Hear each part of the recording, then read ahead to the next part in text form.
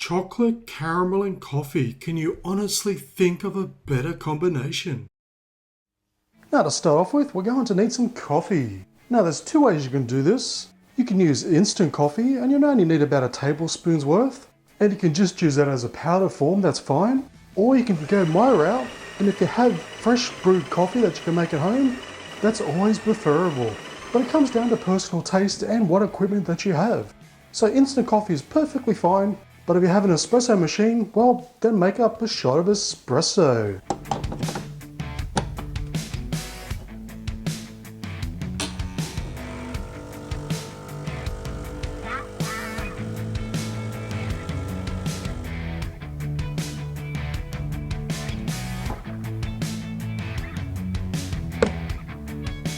Okay, next I've got a pot on the stove on a medium to high heat. So to that I'm going to add in 1 cup of thickened cream, or whipping cream, or double cream.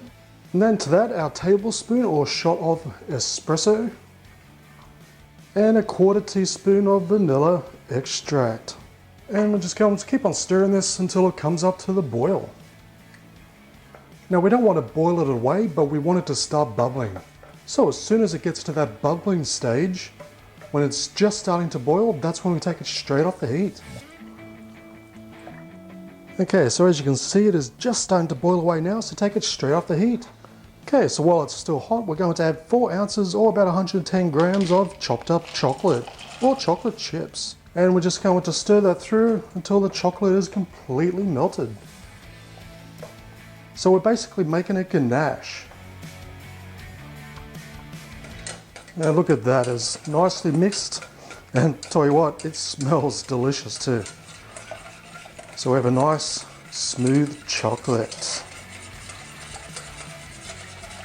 Okay, next I've got a pot on the stove on a medium to high heat, so we're going to start off by adding 1 cup of sugar, followed by about 3/4 of a cup of glucose syrup, it's also called corn syrup. To make it easier to pour, I've had it in the microwave for about 20 seconds. Followed by a 1/4 cup of water.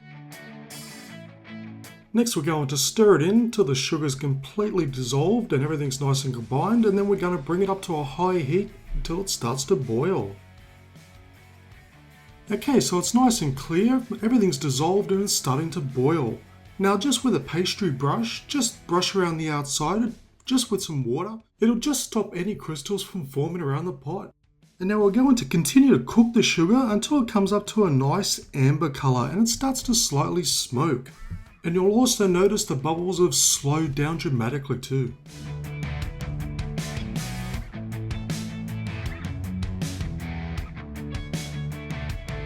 Okay, so as you can see, it's starting to come up to that amber color. That means we take it straight off the heat. You can also tell the bubbles have slowed as well. Now we're just going to let it sit off the heat until we get to the desired level of caramelization. A lighter color will give you a sweeter caramel, while a darker color will give you more of a bitter caramel. At this point it honestly just comes down to personal taste. Now once you're happy with your caramelization, we're going to pour in our chocolate mixture. Then just give it a quick mix to combine.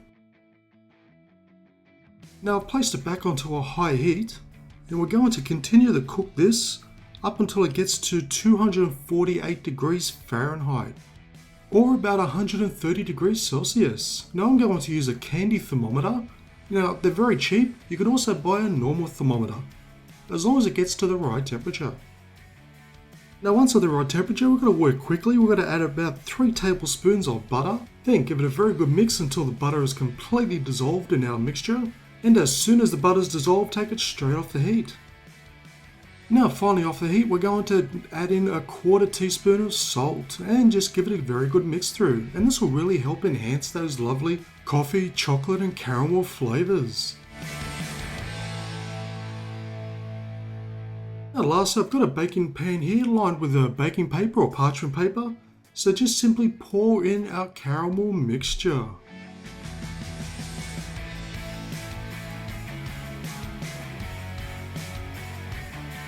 Now once in the pan, just simply place it into the fridge for about 2 to 3 hours to completely set. Okay, so our chocolate espresso caramel has completely set, as you can see. So it's just a simple matter of just pulling it out of our baking tray.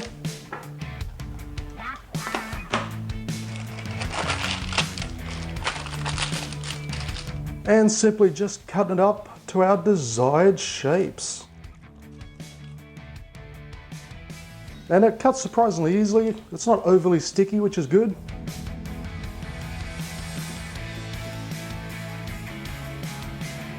And surprisingly, you can smell the caramel straight away. The caramel mixed with the coffee, I seriously cannot wait to try one of these.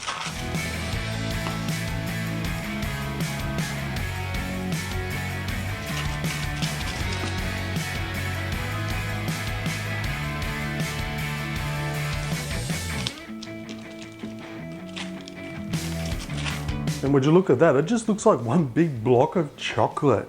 But let's see what they like.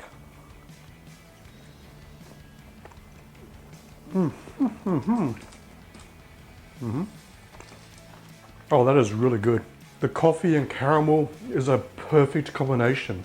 Now, it's not an overly hard caramel, which is good. So it's not toffee, it's still soft, but very, very chewy. So honestly, it's turned out perfect. Now, especially when you mix my two favorite ingredients, caramel and coffee, it really is a perfect combination.